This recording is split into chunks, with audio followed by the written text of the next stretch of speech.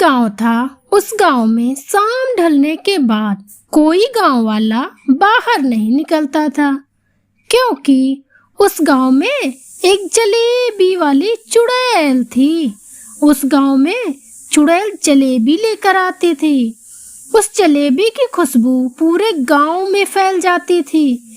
खुशबू से गांव वाले आकर्षित होने लगते थे और अपने घरों से बाहर आ जाते थे। वह चुड़ैल उन्हें उठाकर अपने जलेबी की दुकान में ले जाती थी और उन्हें मार देती थी। इसलिए गांव वाले अपने अपने घरों की खिड़कियां और दरवाजे रात को अच्छे से बंद रखते थे, ताकि जलेबी की खुशबू अंदर न आए। एक दिन सुस्मिता शहर से 20 साल बाद अपने गांव लौटी थी। अच्छा, तो पिताजी तुमसे तो मिल लिया है, अब मैं जरा अपने सहेलियों से भी मिल के आती हूँ। हाँ ठीक है, जाओ बेटा, पर शाम ढलने से पहले घर लौट आना बेटा। हाँ ठीक है पिताजी, मैं जल्दी आ जाऊंगी। सुस्मिता अपने दोस्तों से मिलने चली जाती है और मिलते ही मोनी, लता, क्या तुम दोनों ने मुझे पहचाना? मैं तुम्हारी बचपन की सहेली सुस्मिता, जो शहर पढ़ने गई थी। यार तू मेरी सहेली, इतने सालों बाद आई है तू गाँव में। अच्छा मेरी सहेलियों, हम कितने सालों बाद मिल रहे हैं, चलो इसी खुशी में कहीं घूम कर आते हैं। नहीं नहीं, हम नहीं जा सकते। क्यों, क्या हुआ? तुम दोनों घूमने के नाम से इतना डर क्यों रही हो? क्या तुम्हें नहीं पता, इस गांव में शाम ढलने के बाद घर से कोई नहीं निकलता बाहर। पर क्यों, क्या बात है? क्या तुम्हें नहीं पता, रात के समय गांव में जलेबी वाली चुड़ैल घूमती है। जो भी उसके जलेबी की खुशबू सूंघ लेता है, वो चुड़ैल उसे उठाकर अपने साथ ले जाती है और उसे मार देती है। शायद तुम्हें चुड़ैल के बारे में कुछ नहीं पता, इसलिए तुम भी खिड़की दरवाजे अच्छे से बंद करके सोना। अच्छा सहेलियों, चलो अब घर चलते हैं, अंधेरा होने वाला है। इतना बोलते ही मोनी और लता वहाँ से चली जाती हैं। ये दोनों भी ना कैसी कैसी बातें कर रही हैं। कोई चुड़ैल उड़ैल होती भी नहीं है। शायद ये दोनों मुझे डराना चाहती हैं। अगर कोई ऐसी बात है तो पिताजी से जाकर पूछती हूँ। सुस्मिता वहाँ से अपने घर आती है और अपने पिताजी को सारी बात बताती है। पिताजी, आज मैं अपने सहेलियों से मिलने गई थी, तो वो लोग बड़ी अजीब सी बातें कर रही थी। कोई जलेबी वाली चुड़ैल की अगर कोई बात है तो बताओ ना पिताजी। अब इस बारे में कल बात करेंगे बेटी, अभी रात बहुत हो गई है, अभी तू सो जा। फिर सुस्मिता अपने कमरे में सोने चली जाती है। सुस्मिता अपने सहेलियों की कही बात पर ज्यादा भरोसा नहीं करती, जो उन्होंने जलेबी वाली चुड़ैल की बात कही थी, और वो दरवाजा खुला रखकर ही सो जाती है। और रात में जलेबी वाली चुड़ैल जलेबी लेकर गांव में आ जाती है। वो गांव वालों, जरा खिड़की खोलकर कोई हमारे भी दर्शन कर लो, हम भी तो तुम्हारे अपने हैं। एक बार तो दर्शन कर लो हमारे, ये मेरी बनाई हुई गर्मा गर्म जलेबी तो चख लो एक बार। पर किसी के भी घर की खिड़की नहीं खुली होती है। कोई बात नहीं, मैं खुद ही देख लेती हूँ कि आज कौन मरेगा मेरे हाथों से। ऐसा तो हो ही नहीं सकता कि आज मैं खाली हाथ यहाँ से जाऊं। तभी चुड़ैल की नजर सुस्मिता के दरवाजे की तरफ पड़ती है। फिर जलेबी की खुशबू खिड़की से होते हुए कमरे में सुस्मिता तक पहुंच जाती है। जलेबी की खुशबू पहुंचते ही सुस्मिता आकर्षित हो जाती है। क्या खुशबू है, ये खुशबू तो जलेबी की है। खुशबू इतनी अच्छी है तो खाने में तो और भी स्वाद होगा। सुस्मिता खुशबू के साथ साथ बाहर आने लगती है, और सुस्मिता जैसे ही घर के बाहर आती है, वो जलेबी वाली चुड़ैल उसे पकड़ लेती है और उसे अपनी जलेबी की दुकान पर उठा ले जाती है। आज का शिकार मिल ही गया। यह सब देखकर सुष्मिता डर से थर थर कांपने लगती है।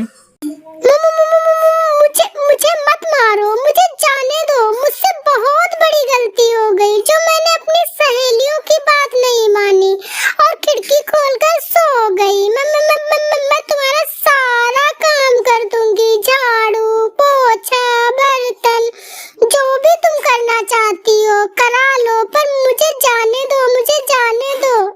नहीं नहीं, बिल्कुल नहीं, अब कोई फायदा नहीं है।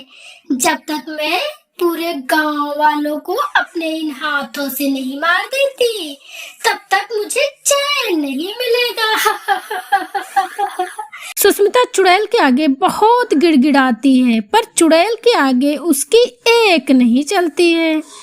जैसे ही चुड़ैल सुष्मिता को मारने वाली होती है, तभी अचानक चुड़ैल की नजर सुष्मिता के गले में पड़े लॉकेट पर जाती है और चुड़ैल लॉकेट देखकर चौंक जाती है।